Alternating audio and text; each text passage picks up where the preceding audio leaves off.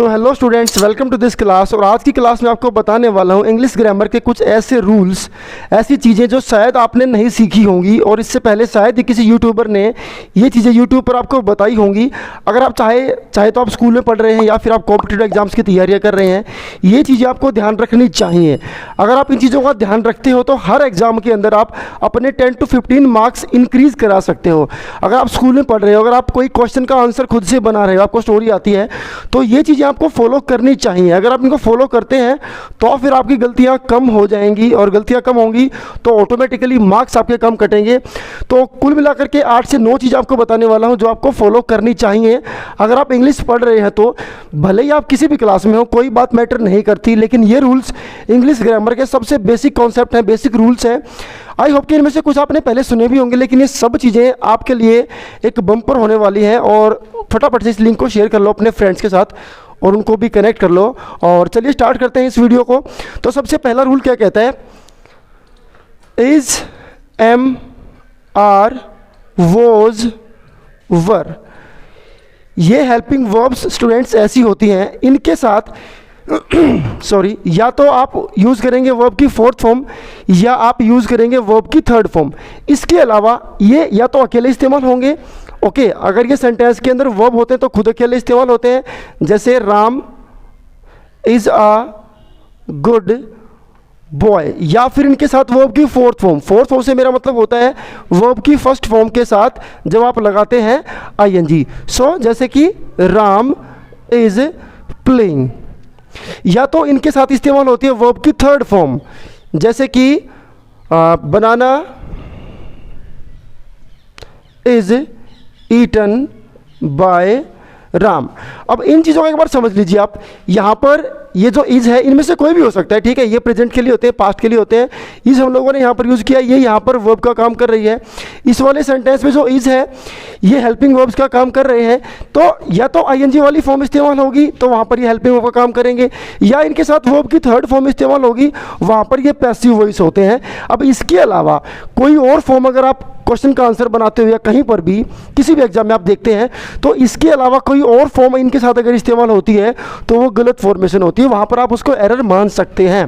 For example कुछ बच्चे मैं जाता हूँ को लिख देते हैं आई एम गो, जो कि अपने आप में गलत है। बहुत सारे स्टूडेंट्स ऐसी गलतियां करते रहते हैं, जब भी इंग्लिश बनाते हैं तो he is go, I am गो ऐसे लिख देते हैं, जो कि पूरी तरह से गलत होता है। क्योंकि मैंने आपको बताया इज़म और वॉज वर्ब के साथ या तो ये अकेले आएंगे जैसे इस सेंटेंस के अंदर आए हैं, यहाँ पर ये मेन वर्ब है, या तो फिर इनके साथ वर्ब की फोर्थ फॉर्म आती है जो कि कंटिन्यूस टेंस को शो करती है, या तो फिर इनके साथ वर्ब की थर्ड फॉर्म आती है जो कि पैसिव वॉइस को शो करता है। तो ये रूल नंबर 1 रहा। आप जब भी इंग्लिश बनाएं ध्यान रखें कि इनके साथ या तो फोर्थ फॉर्म या तो फिर वर्ब की थर्ड फॉर्म, इसके अलावा कोई और वर्ब इस्तेमाल यहां पर नहीं होगी। उसके बाद गाइस अगला रूल हमारा आता है वर्ब की फर्स्ट फॉर्म के रिगार्डिंग। अब वर्ब की फर्स्ट फॉर्म और वर्ब की सेकंड फॉर्म, रूल क्या कहता है? आप बहुत सारी गलतियां करते हैं तो इस वीडियो से आप शिक्षा लें और ये सब गलतियां ना करें। रूल क्या कहता है? वर्ब की फर्स्ट फॉर्म या फिर वर्ब की सेकंड फॉर्म ये हमेशा सेंटेंसेस के अंदर अलोन यानी कि अकेली यूज़ होती हैं बिना किसी हेल्पिंग वर्ब के। इनका जो बेसिक फॉर्मेशन होता है, इनके साथ कोई भी हेल्पिंग वर्ब इस्तेमाल नहीं करी जाती। जैसे कि सिंपल टेंस की अगर बात करता हूं तो वर्ब की फर्स्ट फॉर्म इस्तेमाल होती है सिंपल प्रेजेंट के अंदर और वर्ब की सेकंड फॉर्म यूज़ होती है सिंपल पास्ट के अंदर। तो इन दोनों टेंसेस के अंदर जब भी आप सेंटेंस बनाते हैं तो इन दोनों वर्ब्स को बिना किसी हेल्पिंग वर्ब्स के आप इस्तेमाल करते हैं।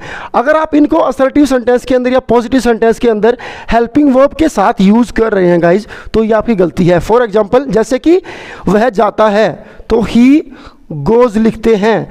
अब कुछ बच्चे यहां पर मैंने इससे पहले वाले रूल के अंदर क्या बताया था, ही इज गो लिख देते हैं।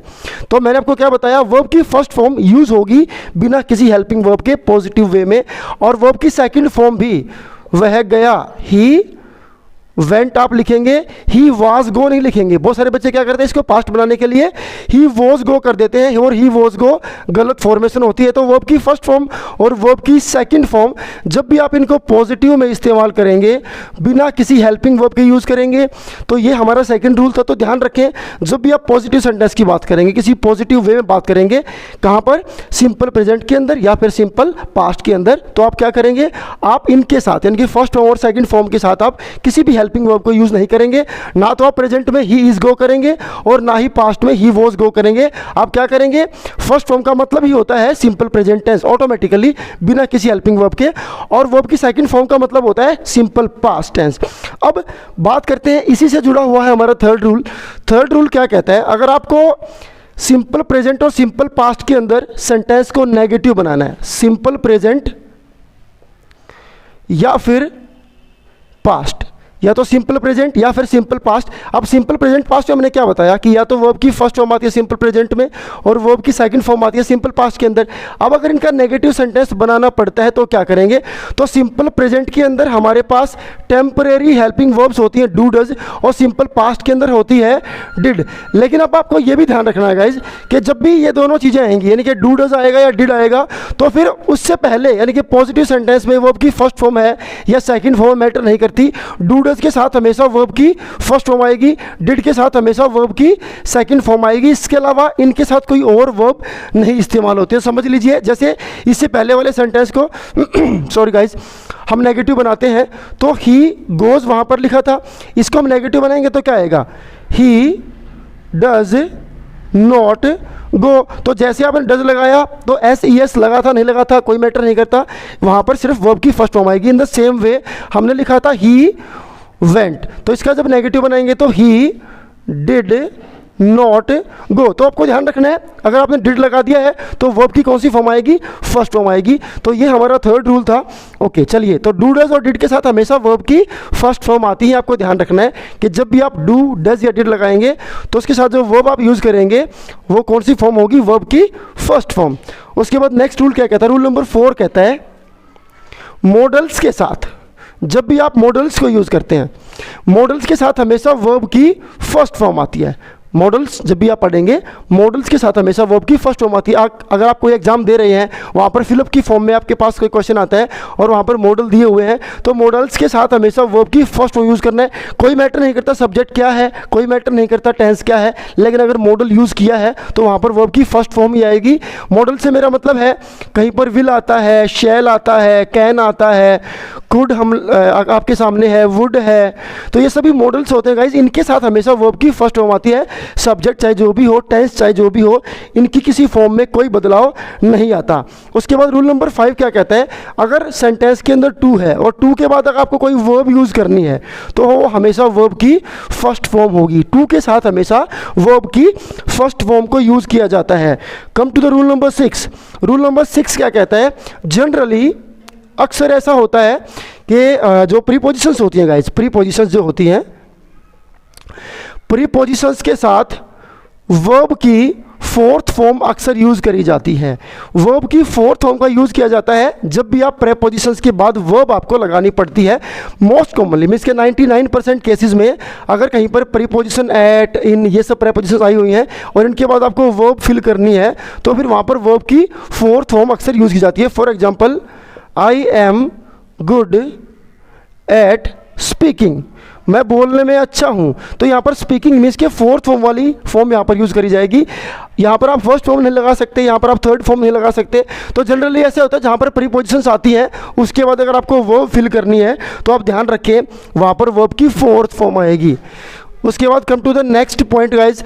नेक्स्ट पॉइंट क्या कहता है, अगर वर्ब की फोर्थ फॉर्म की मैं बात करूँ, वर्ब की फोर्थ फॉर्म की अगर बात करूं तो फोर्थ फॉर्म जब भी किसी टेंस के अंदर आएगी तो जनरली सबसे पहले आपको बता दूं फोर्थ फॉर्म का मतलब होता है कंटिन्यूटी इन एक्शन।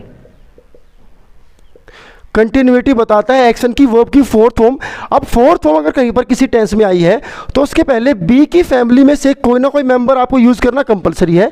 ये मैंने आपको इससे पहले कुछ वीडियोस में ज़रूर बताया होगा, लेकिन यहाँ पर आपको मैं अलग से ये रूल बता रहा हूँ। तो बी की फैमिली से मेरा मतलब है या तो बी खुद हो सकता है, या इज हो सकता है, एम हो सकता है, आर हो सकता है, वोज हो सकता है, वर हो सकता है, बीन हो सकता है, या फिर बीइंग हो सकता है। अब इसको डिटेल में समझने की कोशिश कीजिए। जब आप परफेक्ट कंटिन्यूअस टेंस पढ़ते हैं, for example present perfect continuous tense आप पढ़ रहे हैं, वहाँ पर क्या स्ट्रक्चर होता है, सब्जेक्ट होता है, वहाँ पर हैज़ है को आप यूज़ करते हैं गाइज, उसके बाद बीन लगाया जाता है, देन वर्ब की फोर्थ फॉर्म आती है। तो आपके दिमाग में ये बात आनी चाहिए यहाँ पर वर्ब की फोर्थ फॉर्म से पहले बीन क्यों लगाया हमने। अब यहाँ पर समझिए आप, यहाँ पर हेल्पिंग वर्ब क्या थी, हैज हैव थी। अब हैज हैव के साथ रूल क्या कहता है, हैज हैव के साथ हमेशा वर्ब की कौन सी फॉर्म आती है, थर्ड फॉर्म आती है। मेन वर्ब हमारी क्या थी, वर्ब की फोर्थ फॉर्म थी, और फोर्थ फॉर्म से पहले हमेशा क्या आएगा, बी आएगा। अब हमें कोई ऐसी चीज़ चाहिए जो वर्ब की थर्ड फॉर्म का भी काम करे और वो बी की फैमिली से भी हो। दैट इज़ वाई हम लोगों ने बीन को चूज किया और हमने यहाँ पर बीन यूज़ किया। अब बीन जो यहाँ पर क्या काम कर रहा है, वो वर्ब की फोर्थ फॉर्म की जो डिज़ायर है, उसकी जो कंप्लीशन ऑफ जो एक्टिविटी है उसको फुलफिल कर रहा है। मीन्स कि बीन अगर हमने यहाँ पर लगाया तो इसका मतलब वो बी की फैमिली से है। अगर हमने हैज हैव के बाद बीन को यूज़ किया है तो इसका मतलब फिर वो क्या है, वो वर्ब की थर्ड फॉर्म भी है और बी की थर्ड फॉर्म जो है बीन होती है। ऐसे जब आप फ्यूचर टेंस को पढ़ते हैं और फ्यूचर कंटिन्यूस टेंस जब आप पढ़ते हैं तो वहाँ पर क्या स्ट्रक्चर होता है, विल शैल लगाया जाता है, ठीक है, और विल शैल के बाद बी होता है, देन वर्ब की फोर्थ फॉर्म होती है। वहाँ पर भी सेम कंडीशन होती है। अब वर्ब की फोर्थ फॉर्म से पहले हमें क्या चाहिए, बी हमें चाहिए, और विल शैल चूँकि मॉडल्स होते हैं तो मॉडल्स के बाद हमें क्या चाहिए, वर्ब की फर्स्ट फॉर्म चाहिए। अब हमें यहाँ पर एक ऐसी चीज़ चाहिए थी जो वर्ब की फर्स्ट फॉर्म का भी काम करे प्लस वो बी की फैमिली से भी हो। अब इज एम आर को गाइस हम लगाएंगे तो मॉडल प्लस एक और हेल्पिंग वर्ब, तो बात बनेगी नहीं। वोज वर्ब भी एक और हेल्पिंग वर्ब होती है। बीन जो होती है वो वर्ब की थर्ड फॉर्म का काम करते हैं। अगर बीन को कहीं पर लगा रहे हो तो समझ लीजिए वर्ब की थर्ड फॉर्म का काम कर रहा है, और बीइंग को आप कहीं पर लगा रहे हो तो समझ लीजिए वो वर्ब की फोर्थ फॉर्म का काम कर रहा है। लेकिन हमें चाहिए विल शैल के बाद ऐसी चीज़ जो वर्ब की फर्स्ट फॉर्म का काम करे, और इस पूरी फैमिली में ऐसी चीज़ होती है बी, इसलिए वहाँ पर बी को यूज़ करा गया। Will shall plus be plus verb की फोर्थ फॉर्म, ऐसा सिर्फ इसलिए किया गया क्योंकि वर्ब की फोर्थ फॉर्म हमेशा खुद से पहले कैरी करती है फॉर्म ऑफ बी। कोई भी फॉर्म हो सकती है, वो इज़ेमार हो सकती है, वो वोजवर हो सकती है, वो बीन हो सकती है, वो बीइंग हो सकती है, वो कोई भी फॉर्म हो सकती है, लेकिन बी की फैमिली में से कोई ना कोई एक यूज़ किया जाएगा अगर आप वर्ब की फोर्थ फॉर्म को यूज़ करना चाहते हैं। गाइज उसके बाद आता है हैज़। अगला रूल क्या कहता है, हैज़ या हैव या हैड, ये तीनों अगर कहीं पर इस्तेमाल हुए हैं, या तो ये पोजेशन के लिए यूज़ हुए हैं, I have a pen, you have a pen, ठीक है, या तो फिर ये टेंस में अगर इस्तेमाल हो रहे हैं तो वहाँ पर हमेशा अपने साथ ये कैरी करेंगे वर्ब की थर्ड फॉर्म। और जब भी ये आएंगे उनके साथ वर्ब की थर्ड फॉर्म आएगी, वहाँ पर इसका मतलब होता है कंप्लीशन ऑफ एन एक्शन।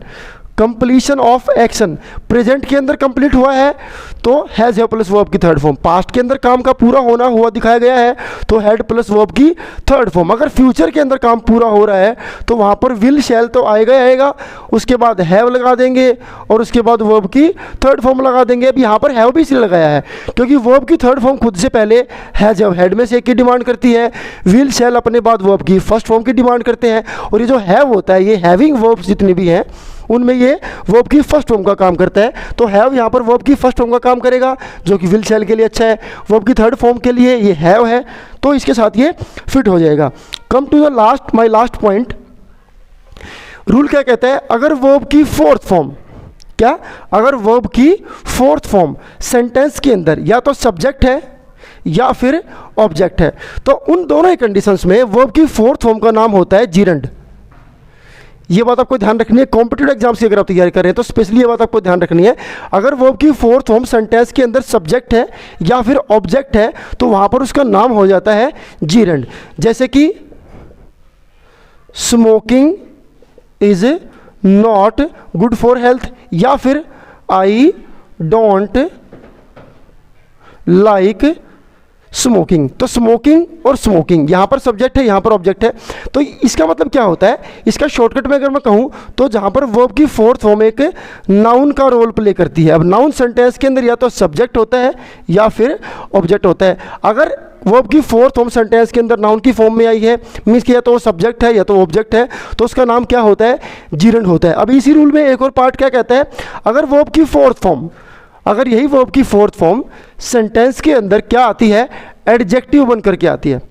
यही वर्ब की फोर्थ फॉर्म सेंटेंस के अंदर एडजेक्टिव बन करके आती है तो इसका नाम होता है पार्टिसिपल। तो इसका नाम क्या बन जाएगा, पार्टिसिपल। फॉर एग्जाम्पल, आई सा आ रनिंग ट्रेन। अब यहाँ पर ट्रेन की क्वालिटी बता रही है कि मैंने एक दौड़ती हुई ट्रेन देखी या भागती हुई ट्रेन देखी, तो ये रनिंग जो है ये एडजेक्टिव का काम कर रही है तो इसका नाम यहाँ पर क्या पड़ जाएगा, पार्टिसिपल पड़ जाएगा। इसके अलावा जो वर्ब की फोर्थ फॉर्म होती है, जैसे आई एम रीडिंग, यहाँ पर भी अगर ये वर्ब की फोर्थ फॉर्म आई है तो यहाँ पर भी इसका नाम होता है पार्टिसिपल। तो या तो एडजेक्टिव की फॉर्म में आएगी या फिर टेंस बताने के लिए, कंटिन्यूस टेंस बताने के लिए आएगी, तो वहाँ पर इसका नाम हो जाएगा पार्टिसिपल। अगर ये नाउन की फॉर्म में आया है मीन्स के या तो सब्जेक्ट बन के आया या ऑब्जेक्ट बन के आया है तो फिर इसका नाम पड़ जाएगा जीरेंड। तो आई होप के सब चीज़ें आपको ध्यान रहेंगी जब भी आप किसी एग्जाम के अंदर बैठेंगे। तो ये सब चीज़ें अगर आप फॉलो करते हैं तो एक तो इंग्लिश बनाने में आपको आसानी हो जाएगी, दूसरा ये है कि गलतियाँ आपकी कम होंगी तो मार्क्स भी आपके कम कटेंगे। I hope you like this video. If you like this video, you can share this video with your friends also and subscribe our channel. Thank you.